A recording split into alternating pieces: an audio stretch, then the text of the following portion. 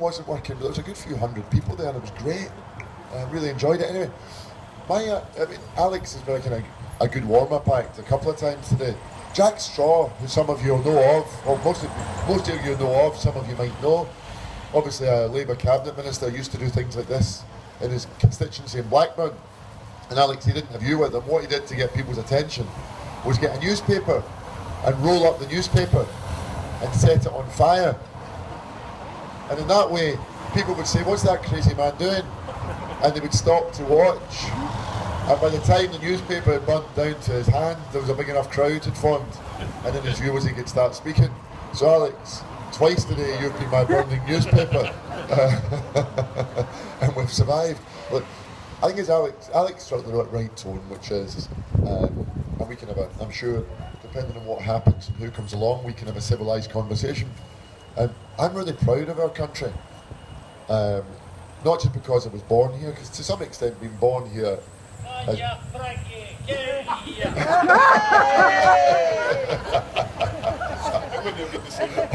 almost on cue. I genuinely don't pay these people. Honestly, I genuinely don't pay these people. But being born here is one thing. That's an accident of kind of biology, where our mothers were when they were due on 9 months, and I've never found that to be the big defining part of my politics. Where did your mother happen to be on the day that she was due to give birth? It's a kind of politics I can't really rationalise. Those folk who've come to our country, chosen to come to our country and make it more prosperous and more diverse, and those, whether we were born here or whether we've made it our adopted home, I'm really proud of our nation. Despite some of the negative stuff we hear in the referendum, but I think we've got great natural advantages. We've had it through the generations. Scotland led the Enlightenment. Scotland helped co-lead with England the Industrial Revolution.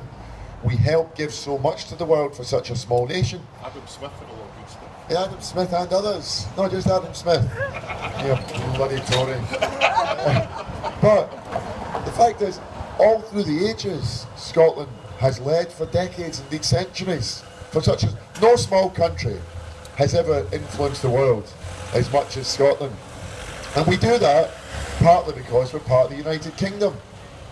Not only because of that, but partially the cross-fertilisation of ideas, the inquisitiveness that comes with it. We've always had, if you like, an inquisitive accent of the mind.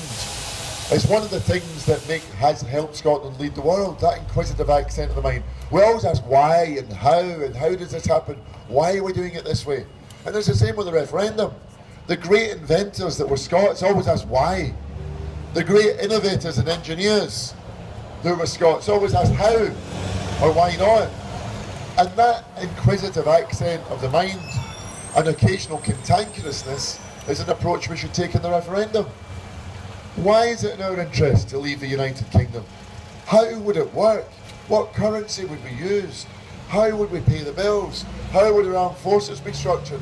How would we build new alliances? How would we shape the world? How would we punch above our weight? All of these questions are entirely in keeping with intellectual inquisitiveness of the generations of Scots. It's not negative, it's not scaremongering, it's entirely reasonable. And despite 2 years in the campaign, the other side haven't been able to come up with the answers. The only other thing I would say is that, I don't know if that was for or against, but it had a swear word in it. Honestly, this is novel actually, no one having stopped to shout. Just kind of drive. Bye-bye, I have to go to work. Okay, see you soon. Kind of drive-by shouting, a new idea. At least it's good manners to stop and shout. When I was in, somewhere in, I was in Fife, and we made the mistake of having the meeting. It was quite a crowded street at a pedestrian crossing. So what would happen is kind of men, usually men, almost always men, would get to the crossing, turn round, shout and swear. The green man would come and they would cross the road and go away. And everyone had a kind of 30-second shouting burst and then would cross the road.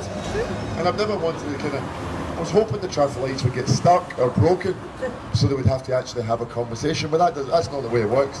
But folks, if you want to ask any questions, whatever, and myself and Alex will try and engage in it and discuss it. But anyway, we have so many natural advantages. Our universities are brilliant. Despite the kind of heckling and narrow-mindedness, we have some great people, great thinkers, marvellous doers, people who want to work hard. We have Scotland that used to make our living through our geology, can now do so partly through our geography. Our geology of oil and gas and coal that gave us so much power and influence and wealth is over time going to be replaced by wind, wave and tidal power. So our geography will replace our geology as a source of natural resources. Now, that's great, we have all of those advantages. But part of our advantage as well as our people, our history, our universities, our inquisitiveness, our natural resources, our geology and our geography, part of our advantage is being part of something bigger.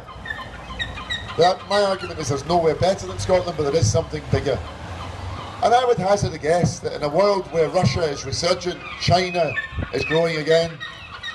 There's those seagulls that I spoke about. Yes. Yeah, well, but I joked about this earlier. Was it in Open? I can't remember. I mean, I don't know if it was in Montrose or someone else that said this. I don't know if you said this about Oban, the seagull was in Oban. I went to Oban, and I was late, and it was a lovely Friday evening. And I turned up a little bit late, and people had their hoods up and their coats on. And the local journalist said, Jim, you're welcome, sorry you're a wee bit late. I said, why have they got their coats on? It's a lovely night. And the lady said, well, that guy there is a Yes campaigner, but he is also the Oban seagull whisperer.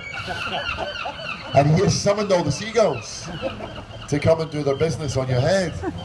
So I don't know if one of you is a kind of secret Carnoustie seagull whisperer. If you are, you maybe want to make a wee kind of step to the right and get under the spar sign, because we were all covered in the seagull stuff. But we just kept going. Anyway, my argument was that as well as all these natural resources of our history and our geography and our geology, one of our advantages is being part of something bigger. And I would hazard a guess, with all of these world events that are going on, if the UK didn't exist, the conversation we'd be having is how would we invent it? How would we get influence? How would we shape events? How would we pool our resources? Why would we share an island? England, Wales and Scotland. Why would we share an island and have 3 separate states on such a small island in such a complicated world? And that's the conversation I think we'd be having if the UK had never existed.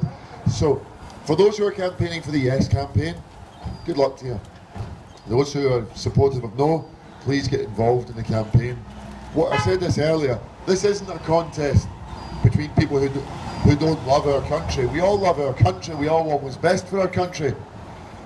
But my argument right from the beginning, hello folks, I hope it's sunny and over there. My argument from the beginning is that all nationalists are patriots, but not all patriots are nationalists. And you don't have to break up Britain to prove that you love Scotland. Yeah. So I'm proud of our country. Some of our history through the generations has perhaps been difficult. I'm not proud of everything the United Kingdom has ever done, but I'm proud of so much of what we've achieved together. We throw that away at our peril, and we do it at an uncosted risk, because the other side have had 8 decades as a party, 7 years as a government, and 2 years in the campaign, and they haven't given us the big answers to the straightforward questions on the pound, pensions, and how would we pay our bills. So let's keep asking those questions, and come the night before the referendum, I'm confident that if the SNP and the Yes campaign continue to duck and dive the answers to pretty reasonable questions, a lot of people who are patriotic will say, I just don't know, so I'm going to vote No. But I want people not to do it in that sense of kind of reticence or ambivalence. I want us to go out and vote No with a sense of pride, a real sense of patriotism, a knowledge that we're doing the right thing in our head and in our heart, and it's a patriotic choice to go out and vote No. Thanks. Thank you very much folks for listening. It's only the second time I haven't been heckled by anyone who's been standing listening. A couple of people gone by, but hey, that's democracy. And I'm looking forward to the other side, having these sorts of meetings quite soon. Thank you folks. Thank you.